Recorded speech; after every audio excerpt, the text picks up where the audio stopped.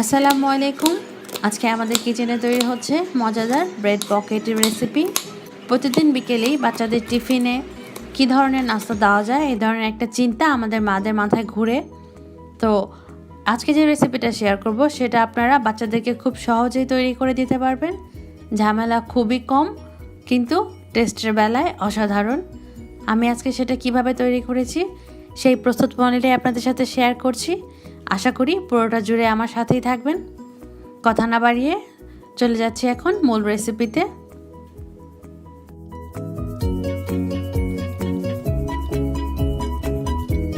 পুরটা তৈরি করে নিব। প্যানে তেল দিয়েছিলাম, দিয়ে দিলাম 1 কাপ পরিমাণ পেঁয়াজের কুচি, আর দিলাম 2টা কাঁচামরিচের কুচি।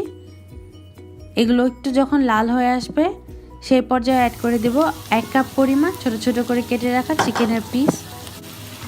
সাথে অ্যাড করে দিব স্বাদ অনুযায়ী লবণ, আদা রসুনের পেস্ট 1 চা চামচ পরিমাণ। এখন এর সাথে যাবে 1 টেবিল চামচ পরিমাণ সয়া সস। ভালো করে একটু মিশিয়ে নিব। ঢাকা দিয়ে কিছুক্ষণ রান্না করব 8 থেকে 10 মিনিটের জন্য। 8 থেকে 10 মিনিট পরে ঢাকনাটা উঠিয়ে নিলাম। চিকেনগুলো মোটামুটি সিদ্ধ হয়ে গেছে। 1 টেবিল চামচ কর্নফ্লাওয়ার কিছুটা পানির সাহায্যে গুলে রেখেছিলাম, সেটা দিয়ে দিচ্ছি। পানি টানা পর্যন্ত এগুলোকে ভালো করে রান্না করে নিব। পানিটা টেনে গেছে। চুলাটাকে অফ করে দিয়ে এই পুরটাকে একটা বাটিতে নিয়ে নিব আর অপেক্ষা করব পুরটা খুব ভালোভাবে ঠান্ডা হয়ে যাওয়া পর্যন্ত। অবশ্যই ঠান্ডা পুর ব্যবহার করতে হবে। একটা প্যানের মধ্যে কিছুটা ময়দা আর অল্প কিছু পানি নিয়ে একটা স্টিকি গ্লুর মতো তৈরি করব, যেটা পরবর্তীতে আমার বাইন্ডিংয়ে প্রয়োজন পড়বে। এখন চলে যাব ব্রেড পকেট তৈরিতে। আমি পাউরুটির পিস নিয়েছি। এখন এর চারদিকে যে ব্রাউন সাইডটা আছে সেটাকে ফেলে দিব। আপনারা চাইলে এটা না ফেলেও করতে পারেন।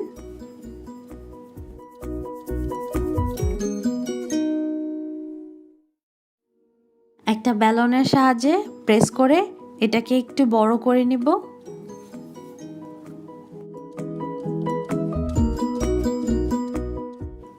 অল্প কিছু পুর এর মাঝ বরাবর অ্যাড করে দিব। এখন তার উপরে দিয়ে দিব কিছুটা মোজরেলা চিজ, আর যে ময়দার গ্লুটা তৈরি করেছিলাম এটা এখন এর চারপাশে লাগিয়ে দিব। তারপরে হাত দিয়ে এক পাশ দিয়ে আরেক পাশ মিলিয়ে দিব, ঠিক এভাবে। এতে করে ভাজার সময় ভিতরের কোনো পুর বের হয়ে যাওয়ার কোনো সম্ভাবনা থাকবে না। একটা পকেট তৈরি হয়ে গেছে। ঠিক এভাবে আমি বাকি পকেটগুলোও তৈরি করে নিচ্ছি। খুবই সহজ।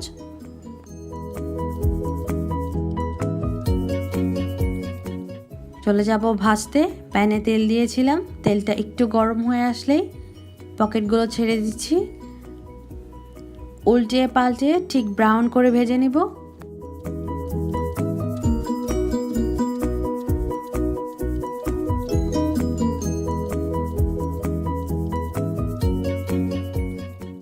নামিয়ে সার্ভ করে ফেললাম কোনো রকম বেলাবেলির ঝামেলা ছাড়া। খুব সহজ একটা আইটেম, আপনারাও ডেফিনেটলি ট্রাই করে দেখতে পারেন।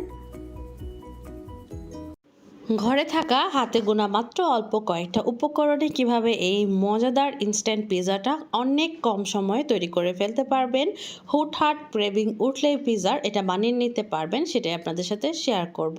যারা পিৎজা বানানোটা অনেক বেশি ঝামেলার মনে করে অথচ পিৎজাটা অনেক খেতে ইচ্ছে করে, তারা এভাবে একবার হলেও ট্রাই করে দেখতে পারেন। এত বেশি টেস্টি হয়। লাগবে সেটা হচ্ছে ব্রেড। আমি এখানে 4 পিস ব্রেড নিয়ে নিয়েছি। তারপর এগুলোকে একটু চিকন করে কেটে ঠিক এভাবে আপনারা দেখে আশা করি বুঝতে পারছেন ছোট ছোট করে কেটে নেব। যত বেশি ছোট হবে তত বেশি সুন্দর হবে দেখতে। আপনারা চাইলে হাত দিয়ে ছোট ছোট টুকরা করে ছিঁড়েও নিয়ে নিতে পারেন, অথবা ব্রেড আরেকটু কমিয়ে বাড়িয়েও নিয়ে নিতে পারেন। আমি এখানে 4 পিস নিয়েছি। 4 পিসগুলোকেই একদম পাশের যে খয়েরি কালার অংশটা সহ সেটা সহই কেটে নিয়েছি। কাটার পরে একটা বাটির মধ্যে নিয়ে নিলাম।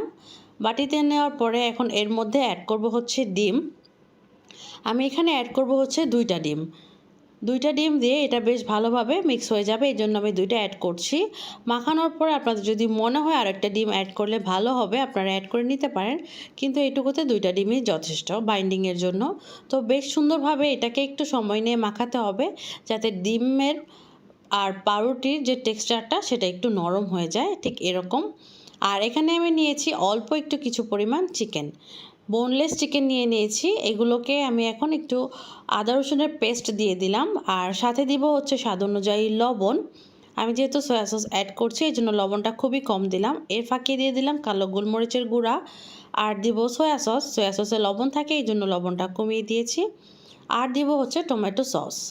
এই সবগুলো উপকরণ বেশ সুন্দর করে একটু মাখিয়ে এটাও আমার রেডি।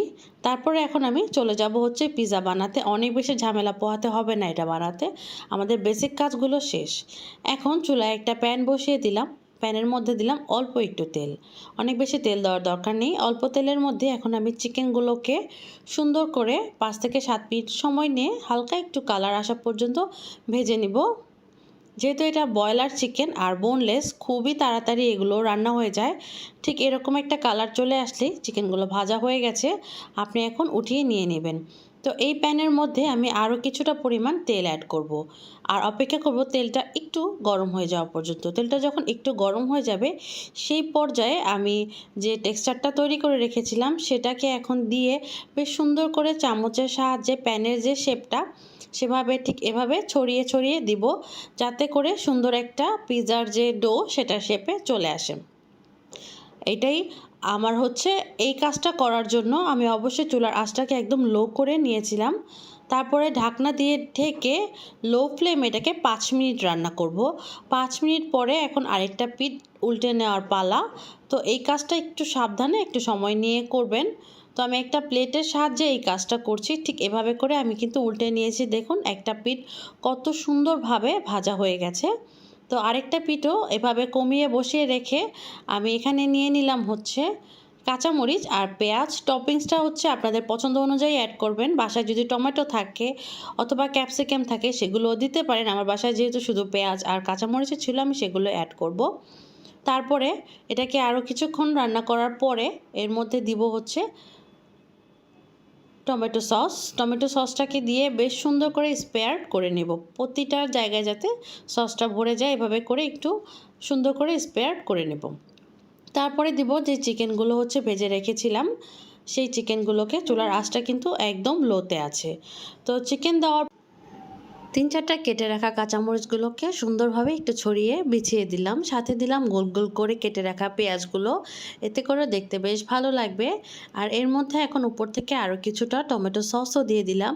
আর এখন আমি দিব ইম্পর্ট্যান্ট একটা জিনিস, সেটা হচ্ছে অরিগানো। বেশ কিছুটা অরিগানো দিয়ে দিলাম। বাসায় চিজ ছিল, তো চিজটাকে কিছুটা পরিমাণ গ্রেট করে আমি হচ্ছে এর উপরে দিয়ে দিব। চিজটা আর অরিগানোটা অবশ্যই দেওয়ার চেষ্টা করবেন যদি আপনারা খুব একদম পারফেক্ট একটা টেস্ট চান পিৎজার, এতে করেই বেশ ভালো লাগে খেতে।